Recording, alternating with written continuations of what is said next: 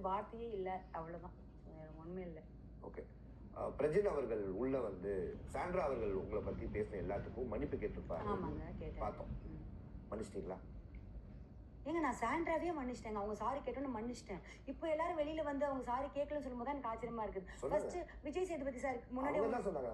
நீங்க ஆச்சரியப்படுறது இல்ல, அவங்க தான் விஜய் சேதுபதி அவர்கள் சொன்னாரு. அதனால நான் சொன்னேன், என் மனசார அவங்க என் குழந்தைய தான் பேசினாங்க அப்படின்றது இப்போ வரைக்கும் அவங்க அந்த அது எனக்கு அவர் விஜய் சேதுபதி சார் முன்னாடி கேட்கும்போது எனக்கு தோணுச்சு இவங்க பொய்யா தான் கேட்கறாங்க. எனக்கு அப்ப நம்பிக்கை இல்லை.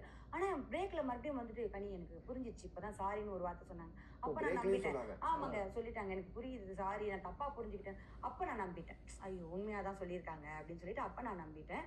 பிரஜன் உள்ள அதான் இப்பதானுங்க தெரியுது. பிரஜன் உள்ளவன்னு சொல்லும்போது ஐயா அதெல்லாம் ஒண்ணுமே இல்லைங்கன்னு நான் சொல்லிட்டேன்.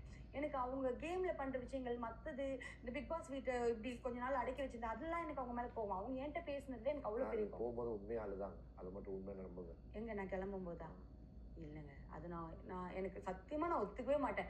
அவங்களுக்கு அப்படி வர்றதுக்கு வாய்ப்பு கிடையாதுங்க, புரியுதா? எனக்கு பிடிக்காத எமோஷனல் என்னங்க அப்படி சொல்லிட்டீங்க?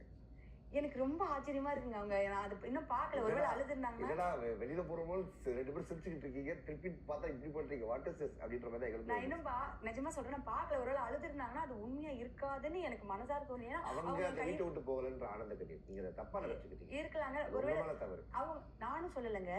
இப்போ நீங்க ஒருவேளை பாக்குற நினைச்சிருந்தீங்கன்னா அது அப்படி இல்லை, ஆனந்த கண்ணீரா இருந்திருக்க வாய்ப்பு இருக்குன்னு தான் நான் சொல்ல வரேன். அந்த கண்ணீர் பொய் இல்லை, அதுக்கு பின்னாடி இருந்த காரணங்கள், நீங்க கிரியேட் பண்ணிக்கிட்ட காரணங்கள் வேணா பொய்யா இருக்கலாம். ஏன்னா என் கையை பிடிச்சிட்டு எனக்கு உங்களை ரொம்ப பிடிக்கும் அப்படின்னு சொல்லும் போது எனக்கு உண்மையிலேயே மனசார தோன்றது, ஐயோ இது உண்மையா இருந்துடணும் கடவுளே. ஏன்னா எனக்கு உண்மையா தோணலை, ஐயோ இது உண்மையா இருந்துட்டா நல்லா இருக்கும். ஏன்னா நம்ம எப்பவுமே ஒருத்தவங்களை எதிரியா கொண்டு போறது அவ்வளோ நல்லது இல்லைங்க, லைஃபுக்கும் நல்லது, அது தேவையும் கிடையாது. ஒருத்தவங்க உண்மையா நல்லா இருந்துட்டா நல்லது தானே. நான் அப்படிதான் எனக்கு